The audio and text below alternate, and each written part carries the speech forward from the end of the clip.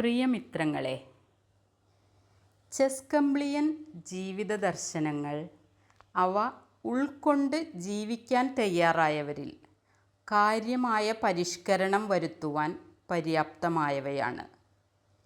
എന്നാൽ ഈ പരിഷ്കരണം ഏതെങ്കിലും ആചാരാനുഷ്ഠാനങ്ങളോ ബിംബപൂജകളോ വഴിയല്ല സാർത്ഥകമാകുന്നത്.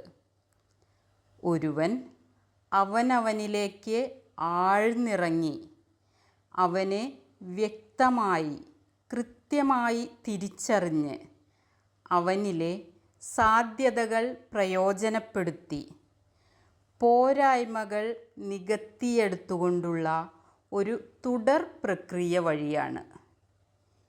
ഈ പ്രക്രിയയാണ് ആത്മപരിശോധന, ആത്മപരിഷ്കരണം. ഞാൻ എന്നെ തന്നെ നിരീക്ഷിക്കുക. എന്തൊക്കെയാണ് എൻ്റെ ശക്തികൾ? ഏതെല്ലാമാണ് എൻ്റെ പോരായ്മകൾ? ഇത് വെറും ഉപരിപ്ലവമായി നടത്തപ്പെടേണ്ട ഒന്നല്ല. എത്രയും സൂക്ഷ്മമായി ഞാൻ എന്നെ തിരിച്ചറിയുക. ഞാൻ എന്നിൽ ദർശിച്ച ശക്തികൾ കൂടുതൽ മെച്ചപ്പെടുത്തുക.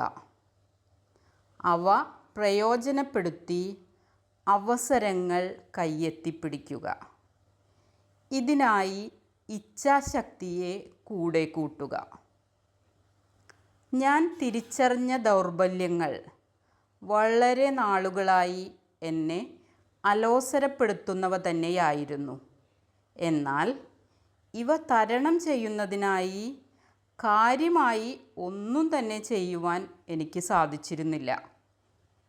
എന്നാൽ ചെസ്കംബ്ലിയൻ ജീവിത ദർശനങ്ങൾ എനിക്കേകിയ ഉണർവിനാൽ ഇവയെ അതിജീവിക്കുക എന്നത് എൻ്റെ ലക്ഷ്യമായി ഉറപ്പിച്ച് അതിനായി സ്ഥിര പരിശ്രമം നടത്തുവാൻ ഞാൻ ഇപ്പോൾ സുസജ്ജയാണ്. ഈ ദൗർബല്യങ്ങളെ അതിജീവിക്കുക വഴി ഭാവിയിൽ ഭീഷണിയായി ഉയർന്നു വന്നേക്കാവുന്ന പ്രതിസന്ധികളെയാണ് നാം തരണം ചെയ്യുന്നത്. ഇപ്രകാരം ശക്തികളെ തേച്ചുമിനുക്കിയും ദൗർബല്യങ്ങളെ നികത്തിയെടുത്തും ഞാനെന്ന മനുഷ്യനെ കരുത്തുറ്റതാക്കി മാറ്റുന്നതാണ് ഈ പ്രക്രിയ. ഒപ്പം കർമ്മങ്ങളേതും ആത്മാർത്ഥതയോടെ, സത്യസന്ധതയോടെ, നല്ല ഉദ്ദേശത്തിനായി പൂർണ്ണ വിശ്വാസത്തോടെ അനുവർത്തിക്കുക.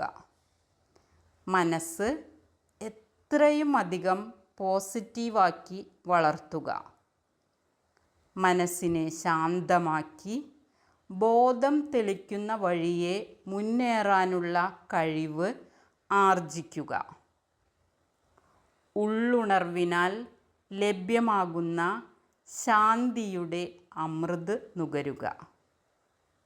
നന്ദി.